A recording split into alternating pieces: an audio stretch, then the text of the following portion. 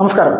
നമ്മുടെ കേരളത്തിലെ 20 പാർലമെന്റ് മണ്ഡലങ്ങളിൽ ബി.ജെ.പിയുടെ സ്ഥാനാർത്ഥിത്വ പ്രഖ്യാപനത്തിൽ ഏറ്റവും വിചിത്രപരമായിട്ട് തോന്നിയ ഒരു സ്ഥാനാർത്ഥി പ്രഖ്യാപനം ഏതാണെന്ന് നോക്കി കഴിഞ്ഞാൽ അത് പത്തനംതിട്ട പാർലമെന്റ് മണ്ഡലം തന്നെയാണ്. പി.സി. ജോർജോട് എൻ.ഡി.എ സ്ഥാനാർത്ഥിയാകും എന്നുള്ള രീതിയിലേക്കുള്ള പ്രചരണമായിരുന്നു ആദ്യം ഉണ്ടായിരുന്നത്. അദ്ദേഹം ബി.ജെ.പിയിലേക്ക് വരികയും ബി.ജെ.പിയിലേക്ക് അദ്ദേഹത്തിന്റെ പാർട്ടി ലയിക്കുകയും ഷോൺ ജോർജ് വലിയ രീതിയിലുള്ള മികച്ച പ്രവർത്തനങ്ങൾ, മികച്ച രീതിയിലുള്ള പ്രസ്താവനകളൊക്കെ നടത്തിയ സമയത്തൊക്കെ നമ്മൾക്ക് ഒരു പ്രതീക്ഷ അവിടെ പി.സി. ആയിരിക്കുമായിരുന്നു. പക്ഷേ സ്ഥാനാർത്ഥി പ്രഖ്യാപനം വന്ന സമയത്ത് ഏറ്റവും നിർണായകമായിട്ടുള്ള ഒരു സ്ഥാനാർത്ഥി തന്നെ പത്തനംതിട്ടയായിരുന്നു. ആദ്യം അശ്വ ഇതാണോ സ്ഥാനാർത്ഥി എന്നുള്ള രീതിയിലൊക്കെ പലരും പറഞ്ഞിരുന്നു. സ്ഥാനാർത്ഥിയുടെ പേര് അനിൽ ആന്റണി എന്നാണ്.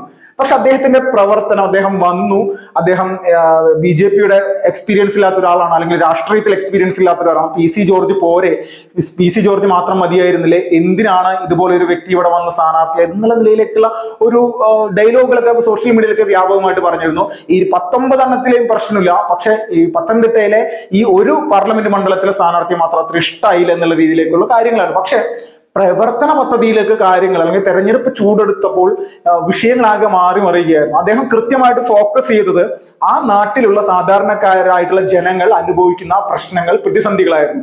കഴിഞ്ഞ ഒരു 10 വർഷമൊക്കെ ആയിട്ട് അവിടെ പ്രവർത്തിക്കുന്ന അവിടുത്തെ MP ആയിട്ടുള്ള ആന്റോ ആന്റണി എന്ത് പ്രവർത്തനമാണ് ചെയ്തത് എന്നുള്ളത് ഓരോ ജനങ്ങളോടും അദ്ദേഹം എടുത്തെടുത്ത് ചോദിക്കുകയായിരുന്നു. എന്താണ് ഇവിടുത്തെ MP നിങ്ങൾക്ക് വേണ്ടി ചെയ്തതെന്ന്, അല്ലെങ്കിൽ നാട്ടിൽ എന്ത് വികസന പ്രവർത്തനങ്ങളാണ് ചെയ്തതെന്ന് അത് ചോദിക്കുന്ന സമയത്ത് വ്യക്തമായിട്ട് ജനങ്ങൾ പറയുന്ന ഒരു മറുപടിയാണ്, ഇവിടെ കുറെ സ്ട്രീറ്റ് ലൈറ്റ് ഉണ്ട്, കുറെ ബസ് സ്റ്റോപ്പുകളുണ്ട്, അല്ലാതെ ഈ പത്തനംതിട്ടയുടെ വികസനത്തിന്റെ ഭാഗമായിട്ട് ഇവിടെ എന്താണ് അദ്ദേഹത്തിന് കൊണ്ടുവരാൻ സാധിച്ചത്, എന്ത് കേന്ദ്ര പദ്ധതികളാണ് കൊണ്ടുവരാൻ സാധിച്ചത്, അല്ലെങ്കിൽ എന്ത് മികവുറ്റതാണ് ഇവിടെ ചെയ്ത് ജനങ്ങൾക്ക് ഉപകാരപ്രദമാകാൻ സാധിച്ചത്, അല്ലെങ്കിൽ ഓരോരോ വിഷയങ്ങൾ, എന്ത് വ്യവസായ സ്ഥാപനം, അല്ലെങ്കിൽ ഇവിടുത്തെ യുവജനങ്ങൾക്കോ ഇവിടുന്ന് വിദേശ രാജ്യങ്ങളിലേക്ക് പോകുന്ന യുവജനങ്ങൾക്ക് ഒരു ജോലി സംവിധാനവുമായി ബന്ധപ്പെട്ടുകൊണ്ട് മറ്റെന്തെങ്കിലും കാര്യങ്ങൾ, ഇവിടെ പുതിയൊരു സംരംഭം തുടങ്ങാനായിട്ട് അദ്ദേഹത്തിന് സാധിച്ചു. ഇങ്ങനെ നോക്കുന്ന സമയത്ത് ഒന്നുമില്ല. പരമ്പരാഗതമായിട്ട് UDF എന്ന് പറയുന്ന രാഷ്ട്രീയ പ്രസ്ഥാനത്തിന് വോട്ട് ചെയ്യുന്ന ജനങ്ങളാണ് പത്തനംതിട്ടയിലത്. അതുകൊണ്ട് ഞാനിവിടെ സ്ഥാനാർത്ഥിയായി ഇരുന്നാൽ മാത്രം മതി, അല്ലെങ്കിൽ 5 വർഷം ഞാനിവിടെ MP ആയിട്ടിരുന്നോ 10 വർഷം MP ആയിട്ടിരുന്നോ ആ ഒരു എക്സ്പീരിയൻസ് മാത്രം മതി, ജനങ്ങൾക്കോ നാടിനോ എന്ത് ചെയ്യുന്നു അതിന്റെ കണക്കുകളൊന്നും ഇവിടെ ഒരാളുടെ മുന്നിൽ അവതരിപ്പിക്കേണ്ട, ഏത് മോദി വന്നാലും അമിത്ഷാ വന്നാലും പത്തനംതിട്ടയിൽ ആന്റോ ആന്റണി മാത്രമാണെന്നുള്ള ഒരു കാഴ്ചപ്പാടോട് കൂടി മാത്രം പ്രവർത്തിച്ചിരുന്ന ഒരേ ഒരു MP കേരളത്തിലുണ്ടെങ്കിൽ അതിലൊരു തർക്കമില്ല, അത് അദ്ദേഹം തന്നെയാണ്. പക്ഷെ അദ്ദേഹത്തിന്റെ ആ ഒരു പ്രവർത്തന പദ്ധതികൾ പൂർണ്ണമായിട്ടും കടയോടെ അറത്ത് മാറ്റിക്കൊണ്ട് ജനങ്ങളുടെ മുന്നിൽ ഓരോ വിഷയങ്ങളും പൊളിച്ചു കാണിക്കാനായിട്ട് ഈ പറയുന്ന അനിൽ ആന്റണി എന്ന് പറയുന്ന മുൻ മുഖ്യമന്ത്രിയായിട്ടുള്ള AK ആന്റണിയുടെ മകന് സാധിച്ചു എന്നുള്ള തർക്കമില്ല.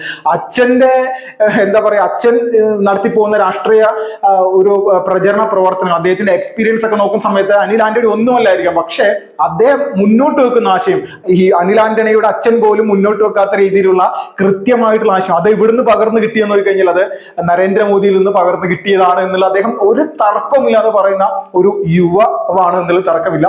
അപ്പോൾ ഇത്രയും പ്രായമായിട്ടുള്ള നമ്മുടെ ആന്റോ ആന്റണി, അതോടൊപ്പം തന്നെ നമ്മുടെ ശാസ്ത്രജ്ഞൻ എന്നുള്ള രീതിയിൽ അറിയപ്പെടുന്ന മുൻ ധനകാര്യ മന്ത്രിയായിട്ടുള്ള തോമസ് ഐസക്കിനെ പോലെയുള്ള 2 സ്ഥാനാർത്ഥികളുടെ മുന്നിൽ ഈ പറയുന്ന ഒരു യുവാവിന് വോട്ട് ചെയ്യാനല്ലേ അവിടുത്തെ ജനങ്ങൾ കൂടുതൽ ആഗ്രഹിക്കുള്ളൂ. കാരണം നാടിന്റെ ആവശ്യമാണ് ഇന്ന് നാടിന്റെ വികസനം എന്നുള്ളത്.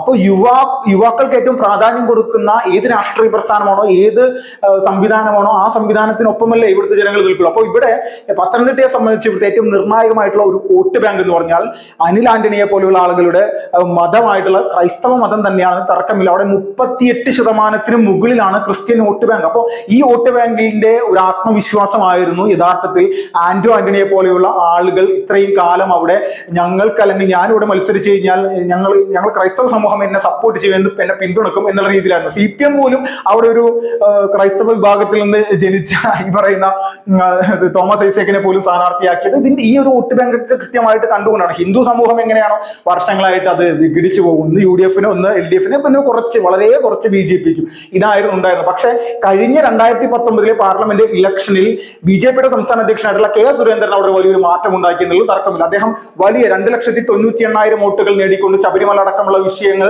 അവിടെ ഹൈന്ദവ സമൂഹത്തിന്റെ ഇടയിൽ കൃത്യമായിട്ട് അവതരിപ്പിച്ചുകൊണ്ട് ശബരിമല പ്രക്ഷോഭത്തിൽ ജയിൽവാസമെല്ലാം അനുഷ്ഠിച്ചുകൊണ്ട് ജനങ്ങളുടെ, അല്ലെങ്കിൽ യഥാർത്ഥ അയ്യപ്പ ഭക്തന്മാരുടെ കൂടെ നിന്നുകൊണ്ടുള്ള ഒരു പ്രവർത്തന പദ്ധതികളൊക്കെ അദ്ദേഹം ആവിഷ്കരിച്ചു. 10-300 താഴെ കേസുകൾ തന്നെ അദ്ദേഹത്തിന് ശിരസാ വഹിക്കേണ്ടി വന്നു. പിണറായി വിജയന്റെ ഓരോ കേസുകളും അദ്ദേഹത്തിന്റെ കിരീടത്തിലുള്ള ഒരു പൊന്തൂവലാക്കി കെ സുരേന്ദ്രൻ മാറ്റി ഓരോ വോട്ടുകളായിട്ട് ഇത് മാറുന്ന സാഹചര്യം തന്നെയാണ്. അപ്പൊ ഇങ്ങനെ ഒരു അവസ്ഥ പത്തനംതിട്ട പാർലമെന്റ് മണ്ഡലത്തിൽ ഉണ്ടായിരുന്നു എന്നുള്ള തർക്കമില്ല. അപ്പോൾ ഇത്രയൊക്കെ വലിയ 3 ലക്ഷത്തോളം വോട്ടുകൾ നേടിയെടുത്ത ഒരു പാർലമെന്റ് മണ്ഡലത്തിൽ ബി.ജെ.പിക്ക് ഇതുപോലൊരു യുവാവായിട്ടുള്ള ഒരു വ്യക്തി, അതും പ്രഗത്ഭനായിട്ടുള്ള കേരളത്തിന്റെ മുൻ മുഖ്യമന്ത്രിയായിട്ടുള്ള എ കെ ആന്റണിയുടെ മകൻ ദേശീയ ബി.ജെ.പി നേതൃത്വത്തിന്റെ ആശീർവാദത്തോടു കൂടി ഇവിടെ വരുന്ന സമയത്ത് അതൊരു ചരിത്രമായിരിക്കും എന്നതിൽ തർക്കമില്ല. അപ്പോൾ വലിയ ഒരു വിഭാഗം ക്രൈസ്തവ വോട്ടുകൾ നമ്മുടെ അനിൽ ആന്റണി നേടിയെടുത്തിരിക്കുന്നു, പിടിച്ചെടുത്തിരിക്കുന്നു എന്നുള്ള തർക്കമില്ല. അദ്ദേഹത്തിന്റെ ഒരു പടയോട്ടം തന്നെയായിരുന്നു പത്തനംതിട്ട പാർലമെന്റ് മണ്ഡലത്തിൽ ഉണ്ടായിരിക്കും. പത്തനംതിട്ട എന്ന് പറയുമ്പോൾ നമ്മൾക്ക് എല്ലാവർക്കും അറിയാം, നമ്മുടെ തെക്കൻ തിരുവിതാംകൂർ എന്ന് പറയുന്ന നമ്മുടെ ഈ ഒരു കേരളത്തിന്റെ ഈ ഒരു പ്രദേശത്ത് വികസനം എന്താണെന്നുള്ളത് പോലും അറിയാത്ത ആളുകളാണ്. വികസന പ്രവർത്തനങ്ങൾ എന്താണെന്നുള്ളത് അവിടുത്തെ ആളുകൾക്ക് അറിയില്ല. പ്രധാനപ്പെട്ട കേരളത്തിലെ ഒരു തീർത്ഥാടന കേന്ദ്രമായിട്ടുള്ള ശബരിമല സ്ഥിതി ചെയ്യുന്ന ഒരു പാർലമെന്റ് മണ്ഡലം കൂടിയാണ്. അതോടൊപ്പം തന്നെ അയ്യപ്പ സ്വാമിയുടെ ജന്മസ്ഥലമായിട്ടുള്ള പന്തളം അടക്കമുള്ള പ്രധാനപ്പെട്ട സ്ഥലങ്ങളുണ്ട്. അപ്പോൾ ഇവിടെയുള്ള ജനങ്ങളെ സംബന്ധിച്ച് വികസനം എന്താണെന്നുള്ളത് അറിയില്ല.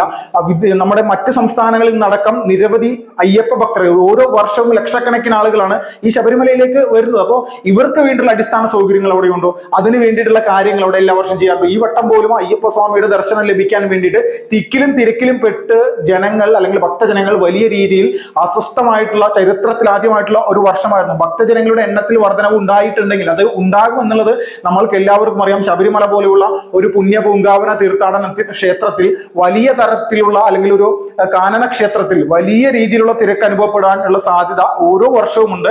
അത്രത്തോളം രീതിയിലാണ് അയ്യപ്പന്റെ ഓരോ വർഷവും ഇതിന്റെ ഭക്തിയുടെ ഒരു വലിയ ഒരു മുന്നേറ്റം ഉണ്ടായിക്കൊണ്ട്. അപ്പോൾ ഇത് പൂർണ്ണമായിട്ടും ഈ പത്തനംതിട്ട പാർലമെന്റ് മണ്ഡലത്തിലേക്ക് ഒഴുകിയെത്തുന്ന ഭക്തജനങ്ങൾക്ക് കൃത്യമായിട്ടുള്ള സുരക്ഷാ സംവിധാനങ്ങൾ ഒരുക്കാൻ നമ്മുടെ സർക്കാരിന് സാധിക്കണം. അത് സാധിച്ചിട്ടുണ്ട് നോക്കുമ്പോൾ ഇല്ല. ഇതെല്ലാം വട്ടപ്പൂജ്യം. അല്ല UDF ആണെങ്കിലും LDF ആണെങ്കിലും അവരുടെ പ്രവർത്തനങ്ങൾ വർഷങ്ങളായിട്ട് പത്തനംതിട്ട പോലെയുള്ള ഒരു പാർലമെന്റ് മണ്ഡലത്തിൽ ശൂന്യമായിരുന്നു. ഒരു പ്രവർത്തനവുമില്ല. ജനങ്ങൾക്ക് അടിസ്ഥാനപരമായിട്ട് ജനങ്ങളുടെ വികസന പ്രവർത്തനങ്ങൾ നടത്തുന്ന കാര്യത്തിൽ അല്ലെങ്കിൽ ബൂത്ത് ഏറ്റവും ഗ്രൗണ്ട് തലത്തിൽ വാർഡ് തലത്തിൽ പോലും നോക്കിക്കഴിഞ്ഞാൽ ഇന്ന് ഓടിയെത്തുന്നത് അല്ലെങ്കിൽ കൃത്യമായിട്ട് എത്തുന്നത് കേന്ദ്ര സർക്കാരിന്റെ വിവിധ പദ്ധതികൾ മാത്രമാണ്. സംസ്ഥാന സർക്കാരിന് പെൻഷൻ പോലും കൊടുക്കാൻ സാധിക്കുന്നില്ല.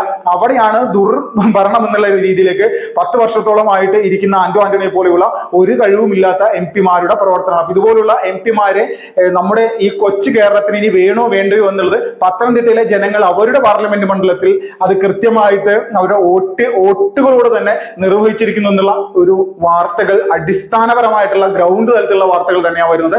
ഇതൊക്കെ പറയുമ്പോൾ കേരളത്തിൽ ബി.ജെ.പി 20 സീറ്റുകൾ നേടുമെന്നല്ല. പക്ഷെ ബി.ജെ.പിക്ക് വലിയ പ്രതീക്ഷകളാണ്. പ്രതീക്ഷ എന്ന് പറഞ്ഞാൽ തൃശ്ശൂരും തിരുവനന്തപുരവും പത്തനംതിട്ടയും ആലപ്പുഴയും ഇതുപോലെ തന്നെയുള്ള ഒരു പ്രദേശങ്ങളായിട്ട് മാറിയിരിക്കുകയാണ്. അപ്പൊ ഇത് മാറുന്നത് കേരളത്തിൽ ബി.ജെ.പി എന്ന് പറയുന്ന രാഷ്ട്രീയ പ്രസ്ഥാനം വലിയ ഒരു നിർണായക ശക്തിയായി മാറുന്ന ഒരു സാഹചര്യമാണ്. അതിന് ഇതുപോലെയുള്ള വലിയ തരത്തിൽ നല്ല എഡ്യൂക്കേഷനുള്ള മികച്ച രീതിയിൽ ജനങ്ങളെ സേവിക്കാൻ കുറച്ച് പ്ലാനിംഗ് ഉള്ള യുവജനങ്ങളായിരിക്കണം നമ്മുടെ നാടിന് ആവശ്യമെന്നുള്ള രീതിയിലേക്കുള്ള കാഴ്ചപ്പാട് തന്നെയാണ് കേന്ദ്ര ബി.ജെ.പി നേതൃത്വത്തിനും നരേന്ദ്രമോദിക്ക് അടക്കമുള്ളത്. അപ്പോൾ അതിന്റെ പേരിലാണ് യഥാർത്ഥത്തിൽ ഈ പറയുന്ന കൊച്ചു കേരളത്തിലെ വിവിധ മണ്ഡലങ്ങളിൽ ഏറ്റവും മികച്ച സ്ഥാനാർത്ഥികളെ നിർത്താനായിട്ട് ബി.ജെ.പി എന്ന് പറയുന്ന രാഷ്ട്രീയ പ്രസ്ഥാനം സാധിച്ചത്. അതിന്റെ ഭാഗം തന്നെയാണ് പത്തനംതിട്ടയിൽ അനിൽ ആന്റണി എത്തിയിരിക്കുന്നത്. ക്രൈസ്തവ സമൂഹത്തിന്റെ വലിയ ഒരു വിഭാഗം വോട്ടുകൾ നേടിയിരിക്കുന്നു അദ്ദേഹം എന്നുള്ള തർക്കമില്ല. ബിബിലാൽ ഫസ്റ്റ്.